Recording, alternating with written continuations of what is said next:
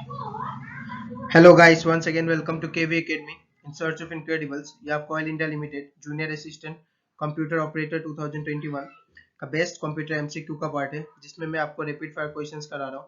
ये उसका पार्ट 2 है। इससे पहले मैंने पार्ट 1 आपको दिया है चैनल में, जाके जरूर देखिए उसे, बहुत ज़्यादा हेल्प मिलेगा आपको उससे। और जितने भी कंप्यूटर के जितने भी वीडियो सबको रिवाइज करते रहिए टाइम टू टाइम, क्योंकि सभी क्वेश्चंस जितने भी मैंने कराए सब लेटेस्ट पैटर्न पे और एग्जाम में आने के लिए मोस्ट सुटेबल है।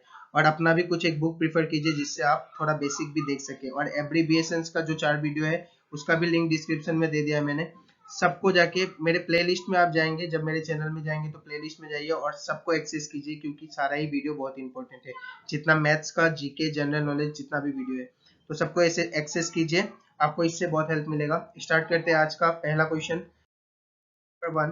So today's first question is, if all the network components are connected to the same cable, then the certain topology is called।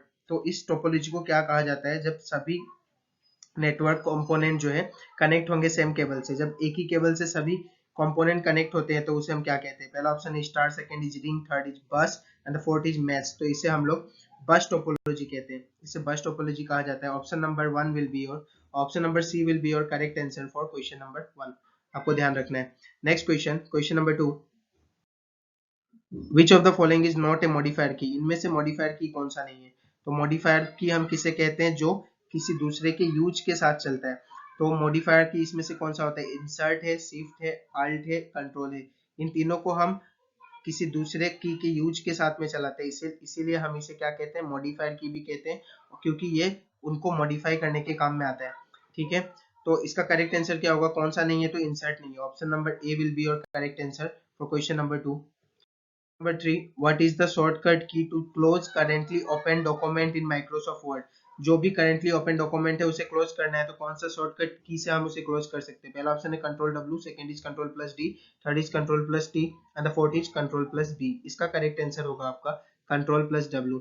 मैं स्पीड में इसीलिए ये क्वेश्चंस करा रहा हूँ क्योंकि अभी बेसिक देने का टाइम नहीं है, और अभी हमें सिर्फ रैपिड फायर क्वेश्चंस करने हैं। बेसिक मैंने पहले दे चुका है, वो सब वीडियो को आप जाके देखिए, आपको बहुत हेल्प मिलेगा।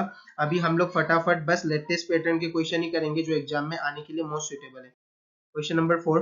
What is the maximum number that each of the 4 parts of N IP address can have? जो 4 पार्ट्स होता है आईपी एड्रेस का, आईपी एड्रेस में आपको पता होना चाहिए कि 4 पार्ट्स होता है। वो चारों के चारों जो पार्ट्स होते हैं उसमें सबसे सुटेबल मैक्सिमम नंबर कौन सा आ सकता है? तो आपको ध्यान रखना है, मिनिमम 0 से आपका कितना तक आ सकता है? तो पहला ऑप्शन है 345, second is 255, third is 196 and the fourth is 301। तो ये आपका 0 से लेके 255 तक आ सकता है, मैक्सिमम नंबर होता है आपका 255। तो आपको ध्यान रखना है ऑप्शन क्वेश्चन नंबर 4 का ऑप्शन नंबर बी आपका करेक्ट आंसर होगा। Question number 5. While searching the information in internet, we can come to the notice HTTPS. What does S represent? HTTP का तो फुल फॉर्म मैंने आपको एब्रिविएशंस में भी पढ़ाया है, हाइपर टेक्स्ट ट्रांसफर प्रोटोकॉल, ये मैंने आपको आगे भी पढ़ाया है। ये S का मतलब क्या होता है तो आप यहाँ पे जान लीजिए। पहला ऑप्शन क्या है? Secure, second is storage, third is system and the fourth is secret. तो आपका जो करेक्ट ऑप्शन होगा एस के लिए वो होगा सिक्योर, क्योंकि आपका जो भी सर्चेस होता है वो बहुत ही सिक्योर होता है। तो इसमें आपका एस को हम लोग यहाँ पे डिनोट करते हैं सिक्योर से। क्वेश्चन जो आपका है question number 6। How was multiplication process occurring in ALU? Multiplication process ALU में कैसे ओकर होता है? तो आपको पता होना चाहिए किस तरीके से मल्टीप्लिकेशन प्रोसेस होता है। तो पहला ऑप्शन है रिपीटेड एडिशन। सो हमारा ऑप्शंस क्या क्या था? तो पहला ऑप्शन हमारा repeated addition, second will be repeated squaring, third is repeated subtraction and the fourth is repeated division. तो आपको पता होना चाहिए जो कि हमारा मल्टीप्लिकेशन प्रोसेस होता है वो आपका रिपीटेड एडिशन पे काम करता है। तो रिपीटेड एडिशन को ही मल्टीप्लिकेशन प्रोसेस कहा जाता है। Option number A will be your question number 7। ASCII is the character encoding standard for electronic communication. What does double I represent? ये जो ASCII होता है इसमें डबल आई क्या रिप्रेजेंट करता है? तो इसका फुल फॉर्म मैंने आपको एब्रीविएशंस की क्लास में पढ़ाया है, आप जाके जरूर मेरे चारों पार्ट एब्रीविएशंस के देखिए। मैं बार बार कह रहा हूँ उसमें से 2, 3 या 4 जितने भी एब्रीविएशन आने के बहुत ही चांस है। तो इसका फुल फॉर्म आपको पता होना चाहिए, American standard for code information interchange. तो इन्फॉर्मेशन इंटरचेंज आपको कहाँ दिख रहा है? ऑप्शन नंबर सी में दिख रहा है, तो ऑप्शन नंबर सी आपका करेक्ट आंसर होगा। ये जो ऑप्शन नंबर ए है, इंटरनेशनल इंटर्नशिप कोई मतलब नहीं बनता, यहाँ पे इंटरनेशनल इंफॉर्मेशन नहीं होगा, और ये इनपुट इंटरनेशनल भी नहीं होगा। इसका correct answer option number C है, इंफॉर्मेशन इंटरचेंज। नेक्स्ट क्वेश्चन है आपका question 8, a computer can not boot if it does not have. एक कंप्यूटर बूट नहीं कर पाएगा अगर उसके पास क्या नहीं हो, तो आउटपुट डिवाइस ना हो, इनपुट डिवाइस ना हो, ऑपरेटिंग सिस्टम ना हो, या फिर एप्लीकेशन सॉफ्टवेयर ना हो। अगर उसके पास ऑपरेटिंग सिस्टम नहीं है तो वो बूट नहीं कर सकता, आगे चल नहीं सकता है कंप्यूटर। तो आपको ध्यान रखना है कि बूट होने के लिए किसी भी कंप्यूटर को उसका ऑपरेटिंग सिस्टम होना बहुत ही मस्ट है। Number 9, the processing speed of the computer is depends on. जो प्रोसेसिंग स्पीड होता है कंप्यूटर का वो किस पे डिपेंड करता है? उसके पावर सप्लाई पे, क्लॉक पल्स पे, पेरिफेरल इंटरफेस पे, या ट्रांसमिशन साइज पे? तो उसके क्लॉक पल्स पे वो डिपेंड करता है। Option number B will be your correct answer. The speed of the computer depends, the processing of the speed of the computer will depend on the clock pulse. Next question, Fortran programming language. जो Fortran एक programming language है जो कि high level language है, वो किस चीज के लिए सुटेबल है? बिजनेस एप्लीकेशन के लिए, मार्केटिंग एप्लीकेशन के लिए, साइंटिफिक एप्लीकेशन के लिए, या सोशल एप्लीकेशन के लिए? तो वो आपका सुटेबल होता है साइंटिफिक एप्लीकेशन के लिए। आपका Fortran is most suitable program. Next आपका क्वेश्चन है question number 11, the relationship between cells are called as. जो रिलेशनशिप होता है सेल्स के बीच को, उसे क्या कहते हैं? टपल कहते हैं, फील्ड कहते हैं, रिकॉर्ड कहते हैं, या फिर फॉर्मूला कहते हैं? तो आपको पता होना चाहिए सेल्स का जो भी रिलेशनशिप होता है उनके बीच के रिलेशंस को हम फॉर्मूलाज कहते हैं। ये बहुत ही इंपॉर्टेंट क्वेश्चन है एक्सेल का। Next question number 12, arranging the data in sequence is known as. Sequence में जो डाटा को हम अरेंज करते हैं उसे क्या कहा जाता है? तो प्रोसेसिंग, सॉर्टिंग, लीनिंग, या फिर ऑर्डरिंग। तो जो जब भी हम सीक्वेंस में डाटा को अगर रखते हैं या फिर अरेंज करते हैं, उनके अरेंजमेंट को हम सॉर्टिंग कहते हैं। Sorting is the arrangement of the data in sequence. 12, 13, dash is the malicious act in which a large number of email is sent to a single email address। एक ही email address में बहुत सारा email को अगर हम send करते हैं, किसी एक ही email address में बहुत सारे email को अगर हम send करते हैं to a particular email address, ये अगर कोई particular email address है वहां पे हम एक ही email को लार्ज नंबर ऑफ ईमेल हम बार बार यहाँ भेजते हैं, ठीक है, सिंगल ईमेल एड्रेस को, और एक शॉर्ट पीरियड ऑफ टाइम, एक ही शॉर्ट पीरियड ऑफ टाइम के लिए, तो उसे क्या कहा जाता है? सेंडिंग कहा जाता है, कॉपिंग कहा जाता है, ईमेल बॉम्ब कहा जाता है, या हैकिंग कहा जाता है? तो इसे ईमेल बॉम्ब कहा जाता है। आपको ध्यान रखना है, इस ऑप्शन को याद रखिएगा, बहुत इंपॉर्टेंट क्वेश्चन है। ऑयल इंडिया पर्सपेक्टिव से बहुत इंपॉर्टेंट है, क्योंकि बाकी सब बहुत जगह के ऑयल एग्जाम में इसे पूछा जा चुका है आगे भी, तो ऑयल के लिए बहुत इंपॉर्टेंट क्वेश्चन ही बनता है। नेक्स्ट क्वेश्चन है question 13, A detailed written description of the programming cycle and the program along with the test result and the printout of the program is called, पहला ऑप्शन है reporting, second is documentation, third is output, and the fourth is special sheet. इसे आपका documentation कहा जाता है। Option number B will be your correct answer for question number 17। Next question number 15, a directory within a directory. Directory के अंदर directory को क्या कहा जाता है? अगर कोई डायरेक्टरी आपके पास है, उसके अंदर भी एक डायरेक्टरी आपने रखा है, तो क्या कहते हैं हम? तो पहला ऑप्शन है आपका स्मॉल डायरेक्टरी, सेकंड इज सब directory, third is grand directory, and the fourth is junior directory. तो डायरेक्टरी के अंदर अगर डायरेक्टरी हो तो उसे सब डायरेक्टरी कहते हैं। ये थोड़ा कॉमन सेंस से भी हम पता लगा सकते थे कि इसे सब डायरेक्टरी कहा जाता है, ठीक है। नेक्स्ट क्वेश्चन की तरफ हम चलते हैं।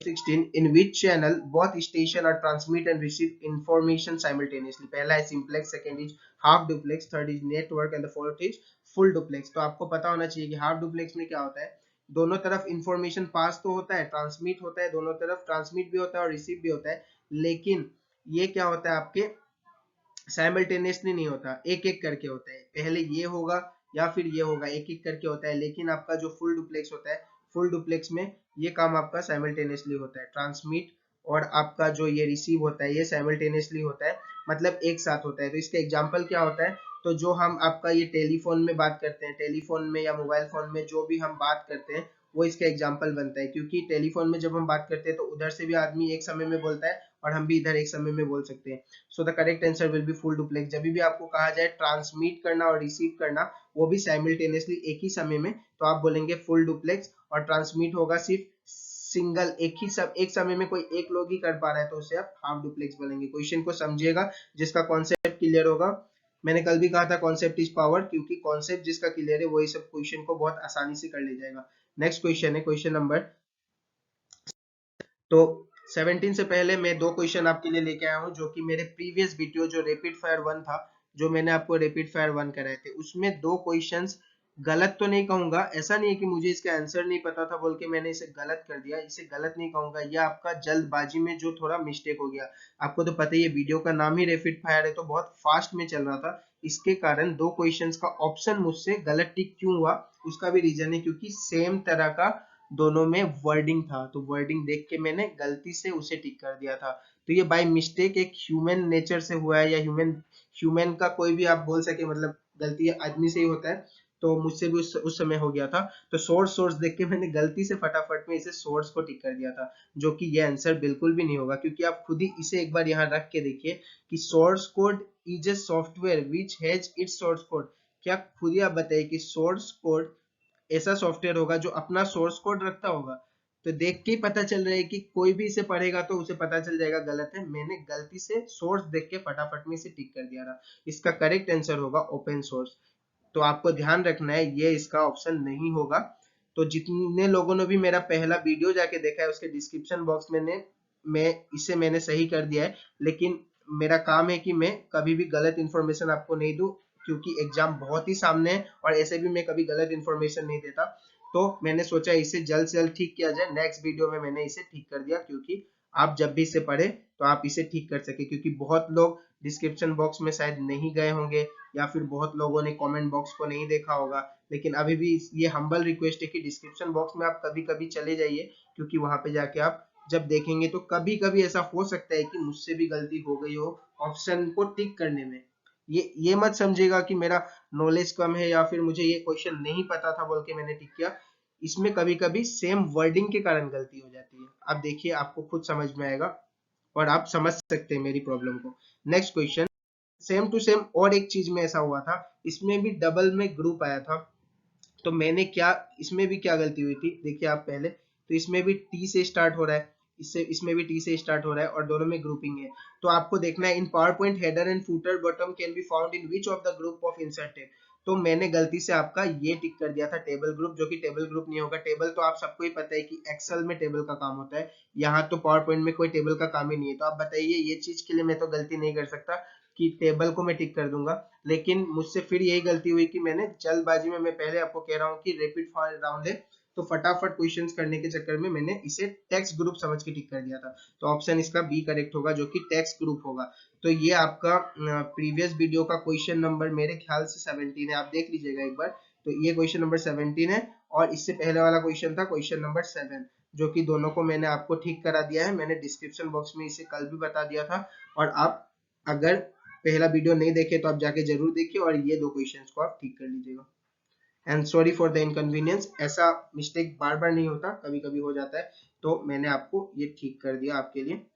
ठीक है, आप समझ सकते हैं कि मेरी प्रॉब्लम क्या थी, मैंने ये भी बताया कि क्यों मैंने गलत ऑप्शन को टिक कर दिया था। तो नेक्स्ट क्वेश्चन की ओर चलते हैं। Question number 17, which one hide information और सीक्रेट फॉर्म। ठीक है, विच वन हाइड इंफॉर्मेशन और सीक्रेट फॉर्म, जो इंफॉर्मेशन है वो सीक्रेट फॉर्म में, कौन सा इंफॉर्मेशन है जो सीक्रेट फॉर्म में रहता है? पहला ऑप्शन है steganography, second is cipher text, third is cryptography and the fourth is plain. तो ये जो आपका क्रिप्टोग्राफी है, ये आपके हाइड फॉर्म में या फिर आपके सीक्रेट फॉर्म में रहता है, आपको ध्यान रखना है, इसीलिए बहुत ज्यादा सिक्योर और सेफ होता है। Next question, This is the technique to access the unauthorized data without concerning the authorized user। आप, ये एक ऐसा टेक्निक है जिसमें हम एक्सेस कर सकते हैं अनऑथराइज्ड डाटा को बिना ऑथराइज्ड यूजर के परमिशन से। तो इसे हम क्या कहते हैं? तो पहला ऑप्शन है cracking, second is phishing, third is masquerade and the fourth is adware. तो इसका करेक्ट आंसर होगा ऑप्शन नंबर सी, जिसको हम लोग मास्क्वेरेड कहते हैं। और ये आपके पेरिफेरल डिवाइस के थ्रू होके हम क्या करते हैं, उसके अनऑथराइज्ड डाटा को एक्सेस कर लेते हैं। तो इससे सेम चीज को ही स्पूफिंग भी कहा जाता है बहुत बार। तो ऑप्शन में अगर स्पूफिंग भी है तो आप करेक्ट ऑप्शन में इसे टिक कर सकते हैं।